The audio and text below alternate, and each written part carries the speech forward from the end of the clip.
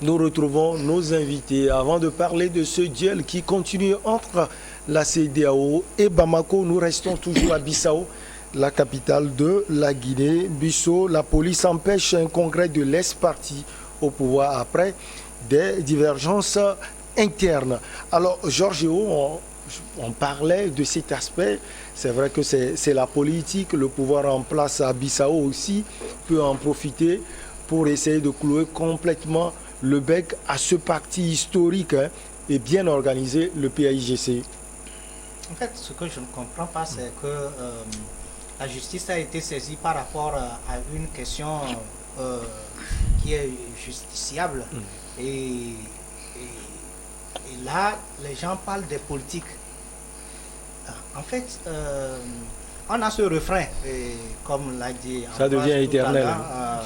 On a toujours ce refrain au Togo où quand il y a une affaire qui concerne le domaine politique, c'est que la décision rendue par les juges sont politisées et c'est ce qu'on a l'habitude de dire. L'évolution des choses en Afrique en dépend aussi parce que, vous savez, il n'a pas totalement tort parce que si effectivement il y a dans certains pays et que il y a certaines décisions qui sont déjà préparées dans les officines politiques, mais il ne faut pas en faire généraliser et c'est les décisions. La question de savoir est-ce que le parti au pouvoir ne peut pas passer par ce canal pour clouer et parce que le Premier ministre le dit, l'ancien Premier ministre le dit. Et rendre impuissant le parti d'en face. Je dis non, parce que de toute façon, je l'avais introduit ici dès l'entame de mes propos. Je dis la justice fonctionne sur l'adage de pas d'action, pas d'intérêt, pas d'action. Vous savez, si la justice n'a pas été saisie, la justice ne peut jamais s'illustrer dans l'affaire d'un parti si elle n'est pas saisie. Maintenant que la justice est saisie, voulez-vous que la justice dise, ben si je m'interfère, on parle là de la politique? Non. Il faut que la justice fasse son travail. Mais quitte à tout le monde de donner ses conclusions. Mais ce que moi je ne comprends pas, comme je le dis, c'est qu'à un moment donné, il va falloir demander à nous, par exemple au Togo, de dire quelles sont, bien aux populations, aux politiques, quelles sont les actions sur lesquelles la justice doit intervenir. On va parler du Togo en quatrième position. Ça, c'est la Guinée. Parce que moi, je ne comprends pas. Si je dis je ne comprends pas, c'est une vérité, c'est une très triste réalité que les gens se réfugient derrière la politique pour faire de n'importe quoi. Et quand la justice est intervenue, on parle de la politique. Donc, il faut qu'on avance dans ce pays. Il faut qu'on arrête l'enfantillage. Il faut aussi que la Guinée avance. Il faut que quand la justice travaille, qu'on analyse plutôt comment est-ce que la décision a été rendue. Qu'on analyse plutôt à la loupe de la loi, au droit, voir comment est-ce que les choses sont agencées au lieu de dire que ça a été fait comme ça, ça a été fait comme ça. Nous avons un parlement qui vote les lois. Si on vote une loi, on dit on ne doit pas tuer au Togo. Tu tues parce que tu es politique. Au lieu que les gens voient qu'est-ce qui a été prévu. Parce que vous devez savoir que la loi doit être quoi? Doit être générale, impersonnelle et sanctionnatrice. Et maintenant, s'il y a quelque chose qui a été fait, il faut voir est-ce que ça a été prévu. Est-ce que la justice a le droit d'intervenir dans cette affaire en Guinée-Bissau? Est-ce que la justice doit faire? Mais si la justice peut intervenir, pourquoi parler de la politique? Donc moi je pense que si la politique intervient dans cette affaire, ou bien à un moment donné, on arrive à s'en rendre compte que à travers ce processus de justice, le parti a été quand même rendu impuissant, je dirais que c'est eux-mêmes et on peut que s'apprendre à eux parce que c'est au sein de leur parti qu'ils se sont rendus impuissants. Parce que vous devez savoir que quand il y a une division, qu'on le veuille ou pas, même si la justice n'intervient pas, c'est qu'il y a une division dans un parti, ce parti est quand même exposé à une relégation quelque chose qui va les rendre très importants. Oui, c'est un parti exposé. On dit qu'il y a eu des divergences internes, mais ça n'a peut-être que les élections de 2019 aussi sont passées par là. On sait qu'en 2021, si je ne me trompe pas, l'ancien Premier ministre Pereira a été empêché aussi de quitter le pays, la justice faisant une enquête. Alors, on est en train de supposer, c'est vrai que c'est un problème lié au PAIGC, mais le pouvoir peut en profiter. Je ne vais pas me permettre de tomber dans ce jeu, de faire cet amalgame ridicule. Cet amalgame ridicule qui consiste à penser qu'il y aurait des interférences de l'exécutif dans des affaires internes d'un parti politique, de l'opinion, sans relever le point qui fait objet de dissensions internes et qui a été porté auprès du tribunal régional de Bissau. Il s'agit de contester, c'est un militant, pas des moindres, du PAIGC, qui conteste, n'est-ce pas, la présidence jugée illégale de Pereira parce que son mandat a expiré. La réflexion objective devrait nous pousser, au lieu de chercher par des arguties à justifier ça par une certaine politisation, à se demander que prévoient les thèses du PAIGC. Peut-on être peut-on être un ancien président du parti dont le mandat a expiré et encore conduire le congrès?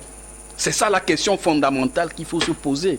Et je crois que ce militant qui a porté l'affaire auprès du tribunal de Bissau estime que selon les tests, ça ne peut pas se faire. Et la justice, en attendant de voir clair, dit: pas de congrès. Attendez que je me prononce avant d'organiser ce congrès. Où se trouve alors la politisation? Est-ce le président de la République bissau-guinéenne qui interdit? Je dis non. Ceci dit, je vais abonder dans un autre sens. Pour terminer.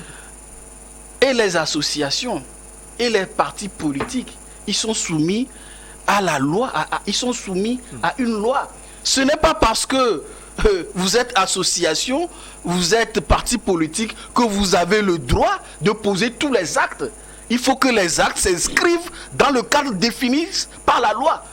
C'est comme ça. Maintenant, parce que j'ai entendu sur ce plateau qu'on fasse référence au Togo. Il y a un cas. Je vais donner un cas. Dans ce cas, non, je parle de ce cas. De ce cas précis. De ce cas précis, je vais donner l'exemple de la franc-maçonnerie au Togo. À un moment donné, il y a eu ce même conflit interne au sein des francs-maçons au Togo. On contestait la légalité d'un certain grand maître qui n'avait pas vocation. Et la justice a même mis sous scellé le temple des francs-maçons. Récemment, il y a eu une réunion qui devait se faire même, et comment on l'appelle, je ne sais pas si c'est l'hôtel Sarakawa, mais ça a été interdit. Est-ce que dans ce cas, donc entre les francs-maçons et la loi, y avait-il une politisation? Ce même contentieux, je crois que quand il s'était agi à un moment donné de l'affaire entre l'ANC et puis l'UFC qui a vu la suspension de leurs députés, mais heureusement que nous avons une cour de justice de la CEDEAO qui sanctionne quand un État ne respecte pas, et que le Togo a plusieurs fois été sanctionné. Donc je crois que c'est prendre des raccourcis, faute d'arguments, de moyens dialectiques, qu'on prend ces raccourcis pour parler de politisation de l'exécutif. Allez, on va quitter Bissau pour aller au Mali. Pas d'accord avec la CEDEAO sur un calendrier électoral. Georges Eo, vos amis maliens finalement ont souhaité faire 2 ans. La CEDEAO n'est pas d'accord. Pour la CEDEAO, il faut 1 an. Est-ce que c'est parce que la CEDEAO suppose que les dirigeants actuels du Mali ont déjà fait quelque chose et qu'il faut vite organiser les élections d'ici 1 an, ça dit 12 mois? Non, je suis heureux aujourd'hui par rapport au dialogue qui continue au Mali et qui continue surtout entre la CEDEAO et les autorités de la transition. Et je suis heureux que les gens arrivent à 2 ans et 1 an. Ça veut dire que le consensus c'est en voie. Et je suis encore plus heureux que la tension qui est née, qui est vive entre la CEDEAO et le Mali va finalement trouver solution et puis la sous-région sera apaisée parce que en fait comme je le sais nous sommes un corps plutôt, et le Mali étant un membre, vous savez, si un corps, si l'œil souffre, c'est tout le corps qui souffre. Si la main souffre, c'est tout le corps qui souffre. Quand le Mali souffre, c'est la CEDEAO. La CEDEAO n'est pas en marge. Et je suis sûr que le consensus va être trouvé maintenant à la question de savoir si la question que vous venez de poser. Vous avez dit ils ont fait un pas. Ils ont proposé 2 ans. Est-ce qu'ils ont fait un pas? Oui, ils ont fait un pas. Vous savez, je l'avais dit sur ce plateau que le Mali, les autorités connaissant le terrain, ont fait la politique de demander beaucoup pour avoir assez. Et aujourd'hui, ils ont quitté 5 ans, arrivé à 4 ans et 2 ans.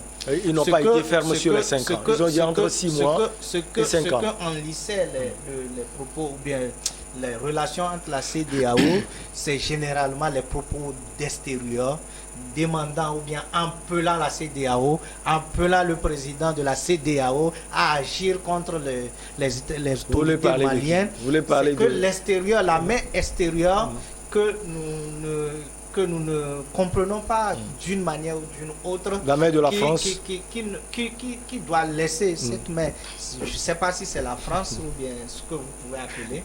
Mais ce que je sais, c'est que cette main qui n'a pas facilité la tâche aux autorités et a conduit à enlisser ou bien à aggraver la situation ou bien les relations entre la CEDEAO et le Mali. Aujourd'hui, vous savez, on est en train de parler du terrorisme. On est en train de parler d'un pays qui n'a pas été à l'origine, à la source, à l'auteur de ce qui s'est passé. Il a été victime, c'est un pays victime de ce attentat. Ce n'est pas une raison pour une transition de durée 1000 ans. Ouais. Ce n'est pas une raison pour une transition de rester illimité à la tête du pays. Ce n'est pas une raison pour une transition de ne rien faire, mais vouloir rester et faire un mandat à la tête du pays. Mais ce qui doit prévaloir, c'est que ça doit prévaloir les consensus. Ça doit prévaloir, regardez, quand les autorités ont demandé à avoir des comités, je crois qu'ils ont 2 comités entre l'Union européenne, l'Union africaine et certains pays, et un comité entre la CEDEAO et certains pays, y compris le Togo. Vous voyez que ça avance. Il n'y a rien, je l'ai dit sur ce plateau, il n'y a rien que les Africains, quand ils vont s'asseoir, ils ne peuvent pas régler entre eux. Il va falloir que nous continuions, j'encourage la CEDEAO à continuer davantage, à ne pas céder en aucun moment à l'extérieur pour venir envenimer la sous-région. Alors, nonobstant la proposition, nonobstant le pas, j'allais dire, Ambroise Monjo, 2 ans, la CEDEAO reste ferme. Pour elle, c'est 12 mois, 1 an. Oui, tout d'abord, moi, je voudrais replacer d'abord ce débat-là dans un cadre vraiment convivial. C'est pourquoi je le dis, moi, je ne viens pas à tous les débats. Je me respecte et j'aime qu'on me respecte. Personne n'est venu ici pour insulter qui que ce soit. Chez moi, je suis très ferme et formel là-dessus. Nous ne faisons pas un débat de réseaux sociaux. Nous sommes sur une télévision qui est suivie partout dans le monde. Donc, il faut savoir utiliser les mots pour ne pas choquer, pas nous qui sommes sur le plateau forcément, mais les autres. Parce que je trouve important. Autrement dit, la prochaine fois, vous ne me trouverez plus devant certaines personnes sur le plateau. Chez moi, c'est un principe. Allez-y. Maintenant, revenons au débat. Vous savez, la situation du Mali est une situation qui étonne et qui survolte, qui souffle les nerfs. tant que le colon qui a régenté plusieurs pays d'Afrique de l'Ouest, surtout francophones, plus de 700 ans, depuis le temps de l'esclavage jusqu'au jour d'aujourd'hui, ne veut pas lâcher prise. Ce sont ces scénarios-là que vous vivrez. Que nous vivons. Oui, d'une manière ou d'une autre, tu as raison, de façon collatérale, avec ses conséquences. Vous savez, le Mali est un grand pays.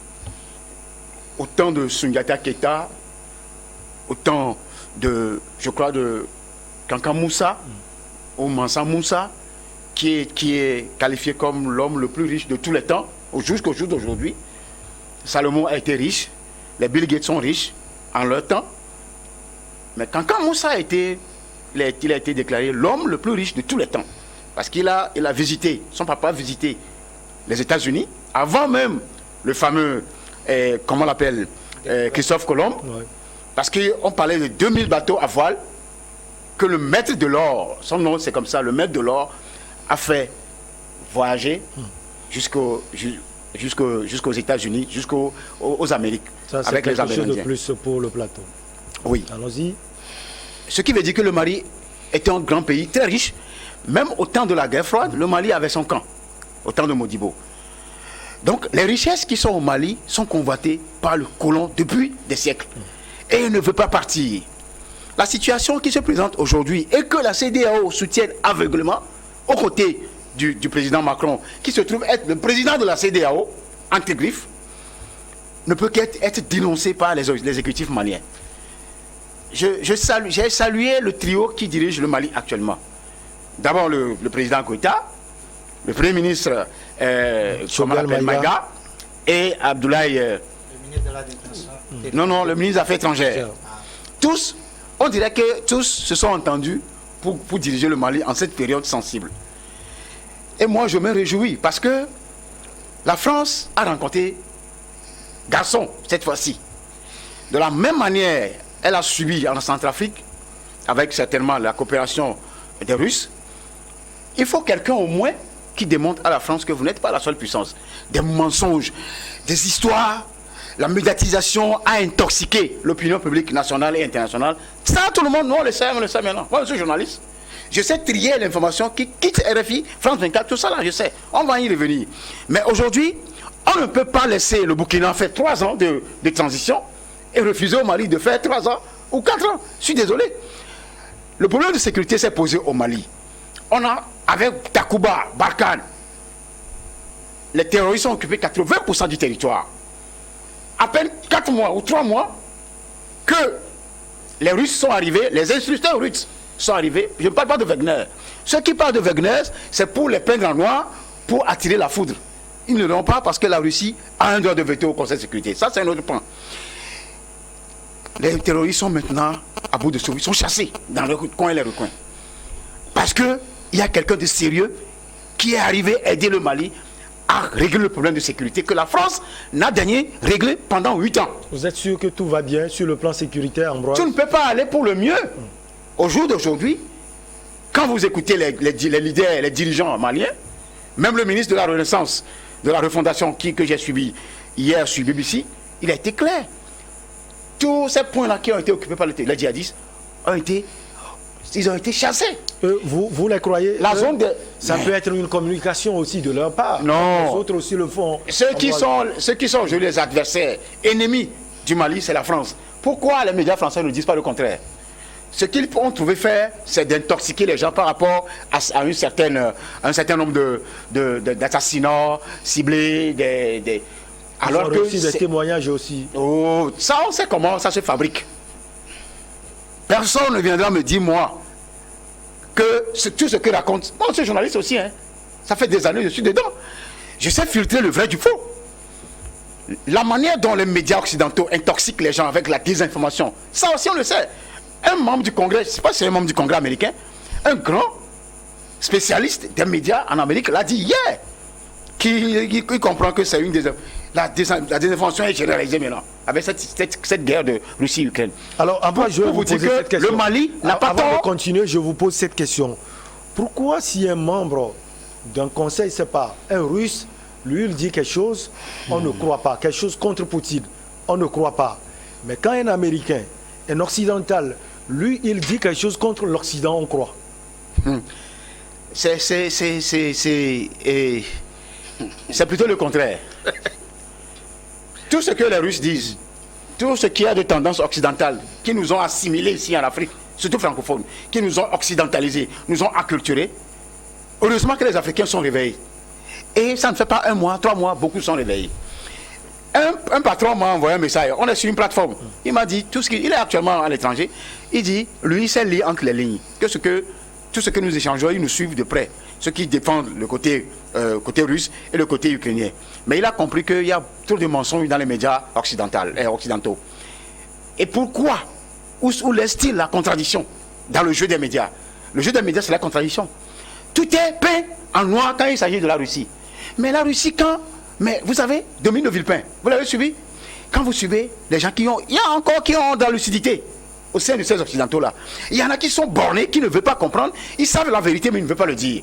Ce qui veut dire qu'en réalité, ils savent là où conduit le peuple. Vous avez un pays qui se dit puissance internationale ou mondiale, qui est à 5000 km de vous. Au lieu de prendre allié la Russie auprès de vous qui est dans l'Europe, vous vous accoquinez avec quelqu'un, quand on largue une missile, c'est vous qui allez en pâtir. Lui ne va rien sentir. Maintenant, il vous pousse à vous détruire. Il viendra avec tous ces entrepreneurs pour vous construire et ensuite vous vendre son pétrole. Il faut être intelligent. C'est pourquoi l'Allemagne se résigne à aller directement, parce que c'est lui qui va en souffrir. L'Allemagne et la Turquie vont en souffrir par rapport au pétrole et au gaz. Maintenant, j'ai l'impression que les gens vont sans réfléchir un peu, savoir là où les États-Unis nous emmènent. Le président qui est en Ukraine aujourd'hui, quand vous suivez Poutine ne raconte pas sa vie. Il y a aussi du génocide qui s'est produit contre le russophones dans le Donbass. Oui, on va revenir au Mali. Et donc pour dire, le Mali, 2 ans, si ceux-là qui dirigent le pays veulent sécuriser d'abord le pays avant d'aller aux élections, ce n'est pas la France qui viendra organiser l'élection. Depuis quand un Africain allait organiser une élection en France? Tout cela, il faut que ça cesse. Alors, Sana, on revient sur la même question. Hein. Il faut quand même noter que les dirigeants du Mali ont fait un pas. Avant de répondre à la question, j'ai été un peu choqué d'entendre que quand des personnes abondent dans le sens que Ponjo, ils sont lucides, mais ils sont bornés quand ils le contredisent. Bon, on y va. Ceci dit, lorsqu'on parle du cas du Mali, et j'aimerais encore rappeler que le président en exercice de la CEDEAO s'appelle Nana Akufo-Addo. Et non, Emmanuel Macron voulait dire. Vous avez compris là où je voulais en venir. Donc, ceci dit, on est dans le cas du Mali, où le sujet dont il est question, c'est la durée de la transition. Je crois que la position de la CEDEAO est une position de fermeté, parce qu'il risque d'avoir péril en la demeure. Parce qu'il y a le cas, bien entendu, de la Guinée, il y a le cas du Burkina. Si la CEDEAO s'amuse à faiblir vis-à-vis de certaines postures qui ne sont pas en harmonie avec les tests fondateurs de la CEDEAO, ça risque de contaminer toute la sous-région et la prise de pouvoir par des moyens illégaux risque de devenir une norme. C'est ce qui justifie les sanctions, vous voulez dire? C'est ce qui justifie les sanctions. Mais ce n'est pas la même chose en Guinée et au Burkina. Voilà. Ceci dit, au Mali, il y a déjà une période de 18 mois. Je crois que c'était le 27 février, il y a 18 mois déjà. Donc j'aimerais que l'on n'occulte pas cette durée précédente pour mener nos analyses. Lorsque vous faites les 18 mois, plus ce qu'ils veulent faire encore, plus les 2 ans, ça fait... Essayez aujourd'hui de faire la somme pour voir si c'est si loin de 3 ans. Je crois que la CEDEAO cherche aujourd'hui à éviter que d'autres transitions qui sont en cours ailleurs ne viennent pas leur dire aussi au bout de 18 mois qu'il veut faire 5 ans, il veut faire 50 ans. Mais face aux réalités du Mali, d'ailleurs, ils ont été clairs. Il y a l'insécurité et leurs arguments portent sur cela, Sana Sadio. On ne peut pas comprendre. Lorsqu'on parle d'insécurité au Mali, c'est bien patent. C'est une réalité. Mais ce que l'on oublie, le rapport par rapport, n'est-ce pas, à la densité de la population, par rapport à la représentativité de la zone où l'insécurité perdure, j'aimerais qu'on en parle. Il s'agit du nord du Mali. Le nord du Mali qui fait, bien entendu, 66% du territoire malien. Donc si on nous dit aujourd'hui, peut-être pour le profane qui nous suit, quand on dit 66% du Mali, il y a l'insécurité, on va dire tout de suite, voilà, c'est la majorité du territoire. Mais allons-y en termes de population qui vit. Aujourd'hui, le Mali compte plus de 20 millions d'habitants. Et figurez-vous, le nord Mali, c'est à peine 2 millions. Faites le rapport par rapport aux chiffres pour voir si c'est un argument sérieux que l'on peut évoquer pour justifier un report par rapport à cette... En fait c'est la durée qui veut faire encore ajouter à ce qui a été déjà consommé qui pose problème en réalité. Mais ça n'a, pour trouver un consensus, on connaît l'éternel problème entre la CEDEAO et le Mali, ces problèmes qui ont touché également toute la sous-région. Les gens partent d'une limite de 5 ans pour 2 ans. Je remercie aussi, et puis je vois visiblement que les autorités de transition malienne, ils font des efforts. Oui. Ils font des efforts considérables et il faut tout de suite faire cette distinction avec tout ce qui est colporté sur les réseaux sociaux et ailleurs par rapport à la communication officielle des autorités militaires maliennes. Oui. Ça veut dire qu'il y a des discussions qui se poursuivent. Et même si vous suivez les propos du médiateur de la CEDEAO, le Nigérian Goodluck Jonathan, il dit qu'il laisse les experts de la CEDEAO travailler avec les autorités de la transition malienne pour essayer de proposer quelque chose de mieux. Ça veut dire que le dialogue n'a jamais été corrompu ou bien n'a jamais été rompu. Donc le président ivoirien a raison quand il dit que nous parlons chaque fois, on est toujours en contact pour essayer de trouver un juste milieu. Absolument. Maintenant, pour essayer de chuter, j'aimerais parler un peu... En une minute. En une minute. C'est vrai que lorsqu'on parle du Mali, on a très vite envie de parler de la France, on a très vite envie de parler du colonialisme. Moi, personnellement, je n'ai pas compris, par exemple, pourquoi 2 médias russes, Sputnik et puis Russia Today ont été suspendus. Vous l'avez dénoncé par l'Union européenne. De la même façon, je ne peux pas comprendre pourquoi, comment dit-on, RFI et France 24 sont suspendus. Parce que nous sommes là pour, comment dit-on, l'information. Maintenant, moi, ce qui m'étonne, c'est que j'ai des acteurs au Togo. Quand leurs organes sont suspendus par le Togo, on les dénonce, on dit c'est pas normal. Et qui sont prêts à cautionner ça quand c'est fait ailleurs. J'aimerais que l'opinion puisse apprécier de lui-même. On va continuer juste après le journal, on va marquer la pause pour ce journal et on revient avec vous, Ambroise, Sana et Georges.